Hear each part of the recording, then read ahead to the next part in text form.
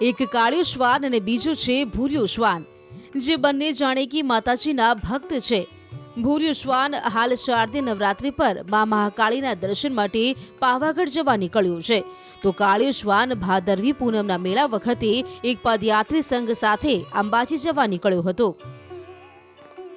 આ ભૂર્યો શ્વાન પાવાગઢ પર જઈ રહેલા એક પદયાત્રી સંઘ સાથે જોવા મળ્યો। પદયાત્રીઓએ દાવો કર્યો કે આ ભૂર્યો શ્વાન અંદાજે 180 કિલોમીટર જેટલું ચાલીને અમારી સાથે આવ્યો છે।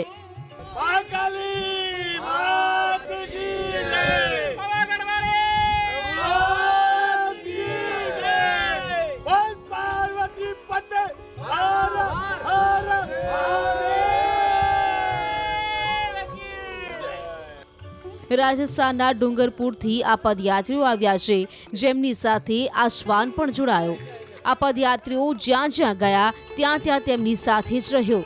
પદયાત્રીઓ આરામ કરવા બેસે તો ભૂર્યો શ્વાન પણ આરામ કરવા બેસી જાય છે। हम डूंगरपुर के सिमरवाड़ा से आए हैं। हमारा 20 जनों का संघ है और हम 29 तारीख से निकले हुए। हमारे साथ ये हमारा मोहल्ले का पालतू श्वान भी है, ये भी हमारे साथ 29 तारीख से आया है। हम थक रहे पर ये नहीं थक रहा है। हमारी जैसी श्रद्धा है ऐसी ही हमारे श्वान की श्रद्धा है, ये हमारे साथ साथ चल रहा है और हम सभी यहाँ माता जी से सबसे प्रेम से रहे, ये हमारा मतलब संदेश है, श्रद्धा है, माता जी से प्रार्थना है।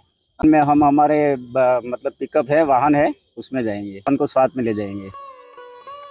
ભૂર્યા શ્વાનની આ ભક્તિ જોઈને અહીં આવતા શ્રદ્ધાળુઓ પણ અચંબિત થઈ રહ્યા છે, કારણ કે માણસોને તો આપણે દર વખતે માતાજીના દર્શને આવતા જોઈએ છીએ, પરંતુ આ રીતે એ અબોલ પ્રાણી દર્શને જતો હોય એવી રીતે નીકળે એ ખરેખર અચરજ પમાડે છે। શક્તિની પર્વના ઉપાસના નવરાત્રિની આસો નવરાત્રિની આજથી શરૂઆત થઈ ગઈ છે અને આજે પ્રથમ નોરતું છે। યાત્રાધામ પાવાગઢ શક્તિપીઠ ખાતે રાજસ્થાન, મહારાષ્ટ્ર, મધ્યપ્રદેશ અને ગુજરાતમાંથી મોટી સંખ્યામાં માય ભક્તો આવે છે। હું આપને સીધા દ્રશ્યો બતાવીશ, આપ જોઈ શકો છો રાજસ્થાનના જે માય ભક્તો છે તે અહીંયા આવી ચૂક્યા છે।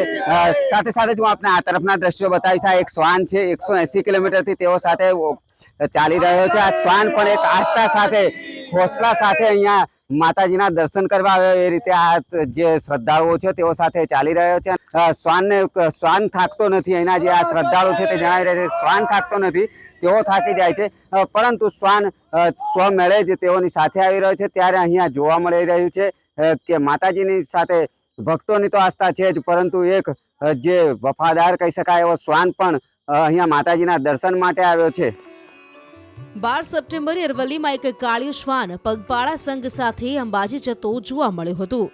ગળામાં માતાજીની ચૂંદડી અને પૂંછડીમાં સફેદ ફૂમકાવાળા કાળિયા શ્વાનને માતાજીનો ભક્ત ગણવાયો હતો। એ સમયે માય ભક્ત ભીમાભાઈએ દાવો કર્યો હતો કે બાબલિયા ચોકડીથી આ શ્વાન તેમની સાથે છે અને મોડાસા સુધીમાં તે 60 કિલોમીટર ચાલીને પહોંચ્યો છે। જ્યાં રથ થોભે ત્યાં આ શ્વાન પણ ઊભો થઈ જાય છે। રસ્તે સંઘ સાથે જતા શ્વાનને જોઈને લોકો પણ કુતૂહલમાં મુકાઈ ગયા।